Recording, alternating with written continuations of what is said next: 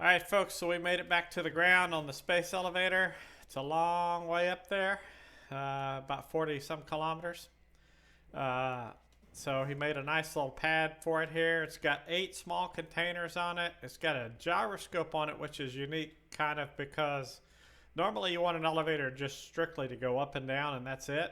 And on this one, he actually wants to engage the gyroscope and be able to fly it over onto the top of the platform. But the emergency controller here, when you have those on your ship, or in this case a space elevator, it will allow you to, when you stop in space, it will maintain its position. In other words, if it needs to use a little fuel to maintain its position, it'll do all that automatically. So pretty good design. Couple of fuel tanks from the pilot buildings that came down with us. So the engines on this he had to buy at the market or make in the nanopack.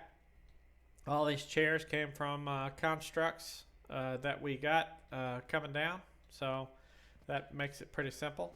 Let's go back, take the little elevator around here again. Boom, boom.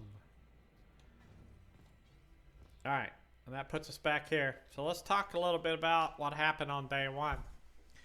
Like I said, some of our players landed rather hard and lost all the stuff in their nanopack. And if you did that, what you need to do is you need to put a ticket in. And you need to let them know that you crashed on day one because they didn't have it set up right or whatever.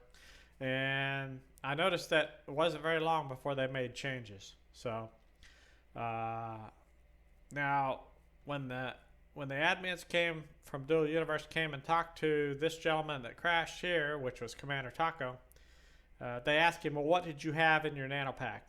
Okay, I think that's kind of crappy. They should know what he had. They should be able to look it up and see what perks he had on there and everything and just give him his stuff back. So anyway, I don't know if this happened to you, but if it did, get your stuff back. You did not lose it. You should not have lost it. You didn't hit too hard. It was messed up at first. And it was very hard initially to land without dying.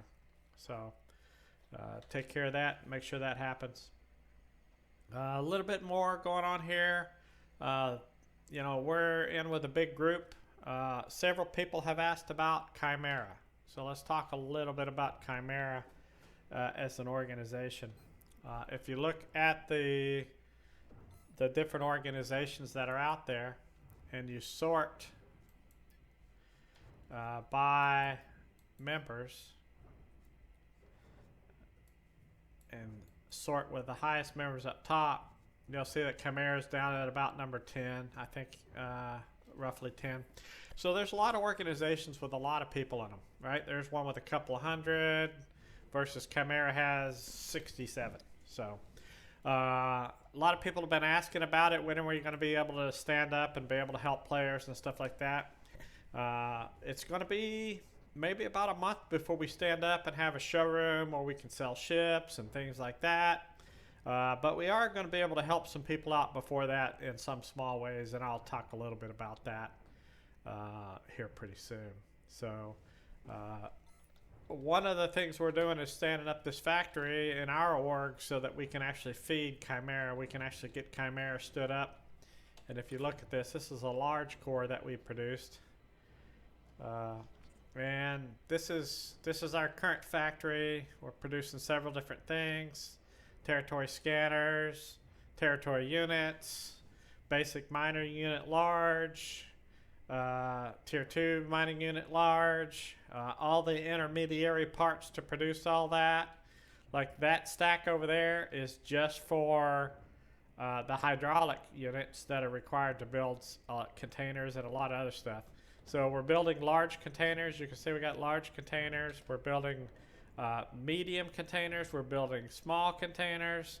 And we have quite a few over here as well. So there's also building transfer units. That's an important one, right? Having the transfer units so you can automate your factory and it'll move all your stuff around as you need it moved. So a lot going on here, and we'll start helping people out I want to talk a little bit about some of the ships. What we will do, we won't be able to produce ships for a while because we need to get more ore going and more infrastructure built and stuff like that.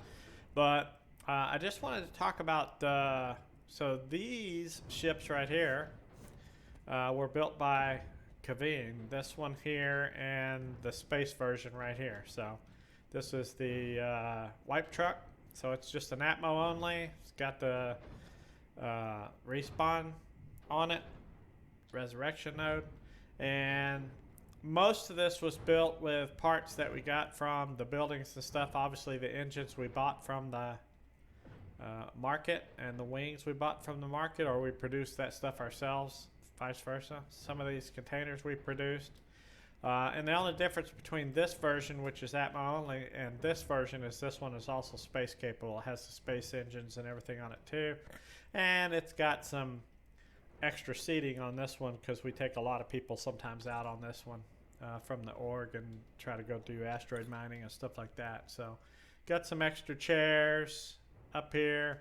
Got some holographic units so that the passengers don't get so bored. Some in-flight entertainment, so to speak. And also a res node on this one as well. So so these are some pretty cool setups. If you want to get a blueprint of, you know, the Atmo hauler or the space hauler, then, you know, jump in channel with us at Chimera. I'll put the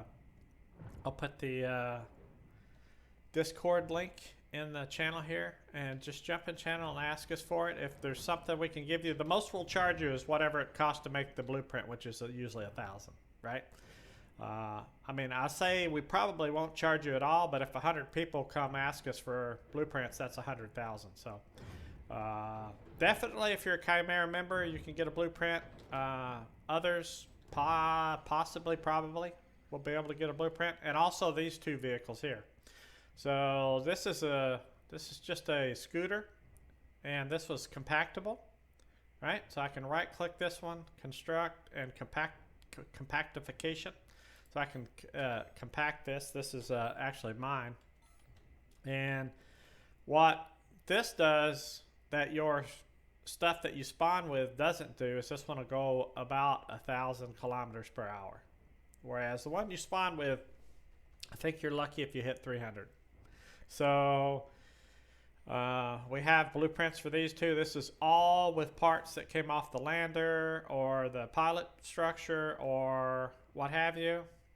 So this is a good one. This is the same exact thing, except this is the space version. So you can take this one and you can go to Mattis. You can go wherever you want. Now, it doesn't have storage. There are no containers on it. And if you put one on there, it's not going to break out of orbit, probably. So just be advised, you're only going to be able to carry what's in your nano pack. And for this one in particular, and this one, you may want to add some more brakes. I've added a couple extra brakes on here because I landed pretty hard and killed myself yesterday. Not that was my fault, but I like having more brakes, so I went ahead and added those. So anyway, these are some ships that can be made available through a blueprint, and you'll just have to supply the parts. Now, this ship was made by one of our members here. Sensei made this one, and I just want to kind of cover this one. Let's just kind of get a look at it from all around. He put some voxel on it just for decoration. Got these engines from the market. Same here.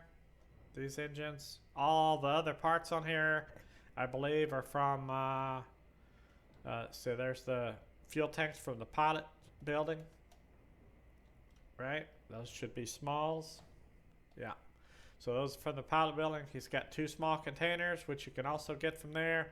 All these adjusters, the small and the extra small, you can get from the pilot building. The brakes that he has on here came from the landers, right? That one, and there should be space brakes, which I believe he's got on the bottom down here. All the hover, well, he actually built vertical thrusters for this one. So this one's actually better. This one would be great for going to asteroids or moons because it's hard when you get hovers to take off from moons. You basically have to set your ship on its tail and take off that way. It's kind of tough. So anyway, this is oh, here's the space break up in front. So I think he made a larger one. Let's look what we got here. Oh, he bought a medium or built a medium. So up on the top here, he's got, let's go ahead and shut that off. He's got a little force field to protect the pilot, and he's got his little pilot seat right down in here, so you can just step in and fly. So pretty neat little design. We are going to start a ship show very soon. Up front, we'll probably only be selling blueprints. So a ship like this won't be a free blueprint. Player-made ships that get sold through Chimera or any of our other orgs, we'll have to charge for those, whether we get our factory up and running and sell the entire ship, or whether we sell you the blueprint and you got to assemble all the parts to put it together. This is another ship. This was made by Commander Taco. If you guys look back at some of my previous videos, I actually did a ship tour of the ZVets before beta ended, and he had a ship very much like this. It was called the Skyfall, and it had large containers. This is the Skyfall Mini. It has small containers. It has 8 small containers. Again, all the engines came from the market. You have to buy those. All the other parts, most of the other parts, pretty much came from parts that were laying around. And there's the small tanks from the pilot structure. So this is a hybrid ship, and it's a hauler, and it's even got down-facing thrusters. And what is the advantage of having down-facing thrusters? Is when you're landing or taking off, and you're very heavy, these will help you to not smack into the ground. That's what it boils down to. This one would also be good for moons and things because it has the vertical boosters instead of the hover setup. And other than that, let's show you the inside here. You know, it's got your standard res node. It's got a little force field to keep you out of the back here. You can access your containers. Here's an important fact. This container relay right here is exactly where it is for one reason and one reason only, okay?